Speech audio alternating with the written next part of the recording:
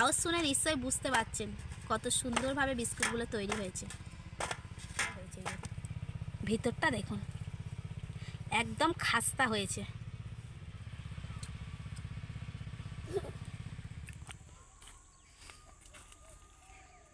নমস্কার বন্ধুরা, কাকলির রান্নাঘর উইথ ভিলেজ ফুডে সবাইকে স্বাগত জানিয়ে আজকের আমি বাড়িতেই খুব সহজে একদম কম উপকরণের মধ্যে দোকানের মতো বিস্কুট বানাবো। আর এই বিস্কুটটা দেখতে যেমন সুন্দর হবে, খেতে কিন্তু তার থেকেও ভালো হবে। তাহলে বন্ধুরা আজকের রেসিপিটা আপনারা প্রথম থেকে শেষ পর্যন্ত দেখতে থাকবেন আর আমার সঙ্গে থাকবেন। যে সকল বন্ধুরা এখনও পর্যন্ত নতুন তারা চ্যানেলটিকে সাবস্ক্রাইব এবং ফেসবুক পেজ থেকে দেখলে অবশ্যই ফলো করে আমার পাশে থাকবেন।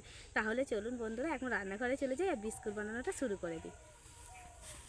আজকে বিস্কুটটা আমি এতটাই সহজ পদ্ধতিতে আপনাদেরকে দেখাবো যে যারা রান্নায় নতুন তারাও কিন্তু খুব সহজে শিখে যাবেন কিভাবে বাড়িতেই বিস্কুট বানানো যায়। তাহলে চলুন রেসিপিটা শুরু করি। এখানে আমি প্রথমেই নিয়ে নিয়েছি 1 কাপ সাদা তেল। আপনারা কিন্তু এই সাদা তেলের পরিবর্তে ঘি কিংবা বাটার দিয়ে বিস্কুটটা বানিয়ে নিতে পারেন, তবে সবার বাড়িতে সবসময় তো ঘি বাটার থাকে না, সেই জন্য আজকে আমি তেল দিয়েই দেখিয়ে দিচ্ছি। আজকে আমি সব কিছু কিন্তু এই কাপটার মাপ মতোই নেব। এখানে আমি 1 কাপ সাদা তেল নিয়েছি, সেই 1 কাপ কিন্তু আমি এখানে চিনির গুঁড়ো নেব। আর বাড়িতে যে চিনি রান্না হয় সেই চিনি কিন্তু আমি মিক্সিতে গুঁড়ো করে নিয়েছি। চিনি গুঁড়োটা দিলে কি হবে, তেলের সাথে খুব তাড়াতাড়ি গলে যাবে।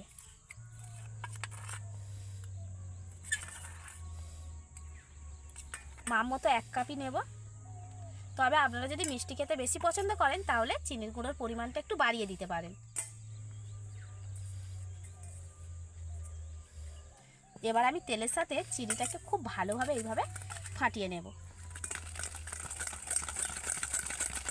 এইভাবে কিন্তু কিছুক্ষণ ঘোরাতে থাকতে হবে যতক্ষণ না পর্যন্ত একটা ফোমি ভাব চলে আসছে। তেল আর চিনির গুঁড়োটা মেশানোর ফলে কিন্তু দেখুন একটা ক্রিম ক্রিম ভাব চলে এসছে, যেন মনে হচ্ছে ক্রিম তৈরি হয়ে গেছে। এবার আমি ওর মধ্যে দিয়ে দেব স্বাদ মতো লবণ, আর ওর সাথে দেব 1/2 চামচ বেকিং পাউডার। খুব বেশি দেওয়ার দরকার নেই, 1/2 চামচ দিলেই হবে। আবার একটু ভালো করে মিশিয়ে নেব।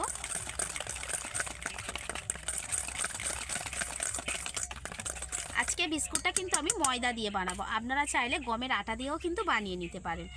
আর এখানে আমি 2 কাপ ময়দা নেব। প্রথমে 1 কাপ দিয়ে দিলাম, তারপর এখান থেকে আরও 1 কাপ নিয়ে নেব।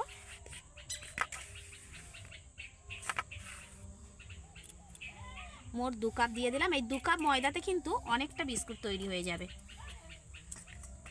এবার আমি আরেকটু ভালো করে এইভাবে মিশিয়ে নেব। এবার কিন্তু আমি হাত দিয়ে ময়দাটাকে ভালো করে মেখে নেব, নিয়ে একটা ডোর মতো করে নেব।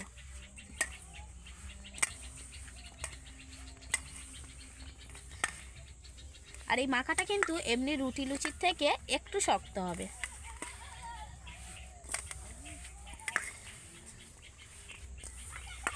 কত সুন্দর একটা সফট ভাব আসছে, এই দেখুন।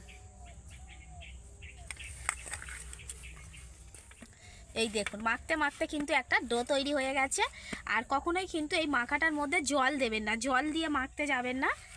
যদি আপনাদের বিস্কুটের পরিমাণটা বাড়ানোর থাকে তাহলে কিন্তু উপকরণগুলো একটু বাড়িয়ে নেবেন, তাহলেই হয়ে যাবে। আর এই মাখাটা কিন্তু একদম নরম করতে যাবেন না, একটু এইরকমই থাকবে, মানে ওপরটা এরকম ফাটফাট হয়ে থাকবে। এরকম হলেই কিন্তু বিস্কুটের জন্য ডোটা একদম পারফেক্ট হবে। এবার আমি এখান থেকে বিস্কুট বানিয়ে নেব। তার জন্য এখান থেকে আমি একটা লেচি নিয়ে নিয়েছি। এই একই মাপে আমি প্রত্যেকটা লেচি বানিয়ে নেব।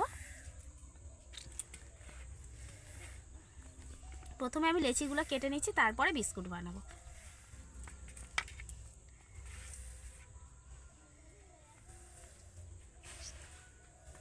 একরকম মাপে করার চেষ্টা করছি, তবে যেহেতু বাড়িতে তো হয়তো হবে না। সবগুলো লেচি আমি হাত দিয়ে গোল করে নিয়েছি। এবার আমি বিস্কুটের শেপে বানিয়ে নেব। আপনারা কিন্তু যে কোনো ডিজাইনে বিস্কুট বানাতে পারেন, তবে আজকে আমি একটা ডিজাইন দেখাচ্ছি, দেখুন আমার মতো করে বানাবো। হাত দিয়ে একটু এরকম চেপে দেব,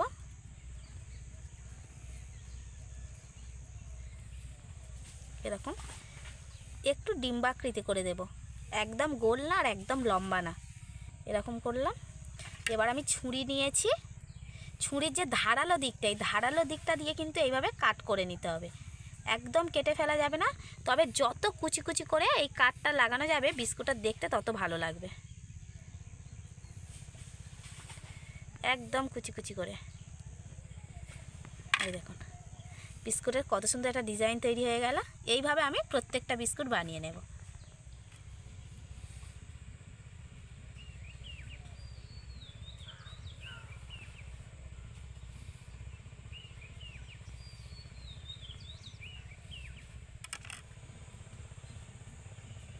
আর এইভাবে বিস্কুটটা বানানোর সময় কিন্তু বেশ মজা রয়েছে। কুচো কুচো করে যত কাটবেন তত কিন্তু বিস্কুটটা ভালোভাবে ব্রেক হবে। আর দেখুন সবগুলো বিস্কুট আমার তৈরি হয়ে গেছে। আর কতগুলো বিস্কুট হয়েছে, বেশ অনেকগুলো হয়েছে। বিস্কুটগুলোকে আমি এই থালাতে করে ব্রেক করতে দেব। তার জন্য থালাতে একটু সাদা তেল নিয়ে নিয়েছি, থালার গায়ে ভালো করে এইভাবে মেখে নেব।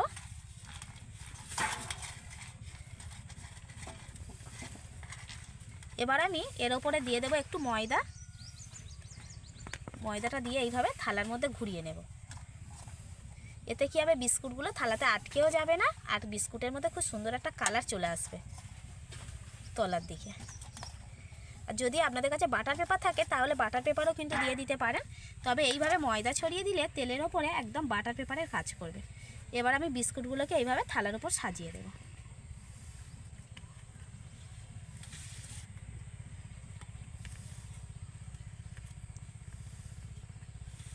একসাথে কিন্তু অনেকগুলো বিস্কুট ব্রেক করা হয়ে যাবে।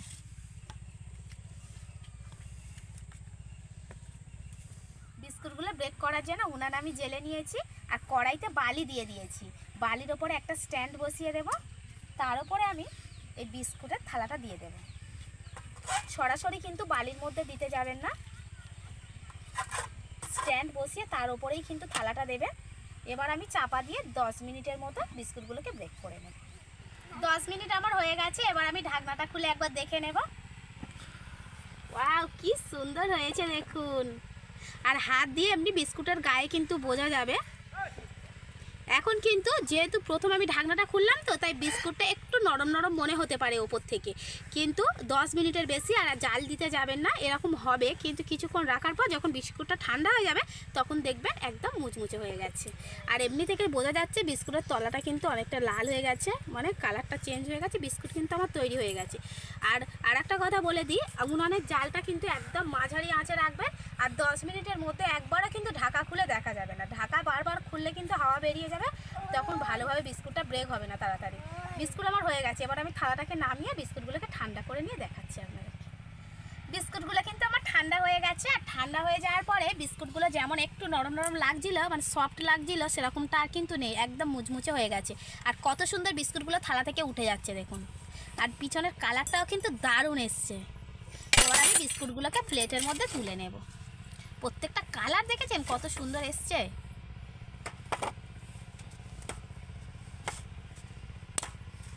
আওয়াজ শুনে নিশ্চয়ই বুঝতে পারছেন কত সুন্দরভাবে বিস্কুটগুলো তৈরি হয়েছে। আর এই বিস্কুটগুলোকে দেখতেও কত সুন্দর লাগছে দেখুন। এই বিস্কুটগুলোকে যদি কোনো একটা বয়মে করে ভরে রাখা যায় তাহলে কিন্তু বেশ অনেক দিন পর্যন্ত রেখে খাওয়াও যাবে। আর এত কম সময় লাগে যে আপনারা যদি চা বসিয়ে দিয়ে আর একদিকে বিস্কুট বানাতে থাকেন তাহলে চা হতে হতে বিস্কুটটাও কিন্তু তৈরি হয়ে যাবে। তাহলে কত সহজে বিস্কুট বাড়িতেই বানানো যায়। তাহলে দেখুন বন্ধুরা, আমার আজকের এই বিস্কুটের রেসিপিটা আপনাদের যদি ভালো লেগে থাকে তাহলে লাইক, কমেন্ট, শেয়ার, সাবস্ক্রাইব এবং ফলো করে অবশ্যই আমার পাশে থাকবেন। আর বিস্কুটটা আমি ভেঙেও দেখাচ্ছি দেখুন আপনাদেরকে, কত সুন্দর হয়েছে। এই দেখুন ভিতরটা দেখুন, একদম খাস্তা হয়েছে। এই দেখুন বিস্কুটগুলো কতটা খাস্তা হয়েছে দেখুন। আওয়াজ শুনে নিশ্চয়ই বুঝতে পারছেন। ভালো হয়েছে বাবা? কেউ বানিয়েছে? মা ভালো লাগে? একদম নরমও হয়েছে কিন্তু দেখুন, ভাঙছি তো, মানে বেশি শক্ত না। বাচ্চারা কিন্তু খুব সহজে খেয়ে নিতে পারবে। খাও।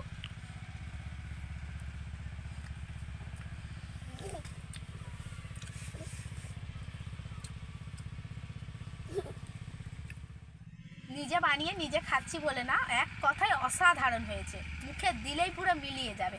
আপনারা প্লিজ বাড়িতে একবার হলো বিস্কুটটা ট্রাই করে দেখবেন। তেমন কোনো উপকরণ তো লাগে না, বাড়িতে থাকা কয়েকটা উপকরণ দিয়ে হয়ে যায়। তাই কিন্তু খুব সহজে বাড়িতে বানিয়ে নিতে পারবেন আর খেয়ে দেখবেন কত সুন্দর হয়।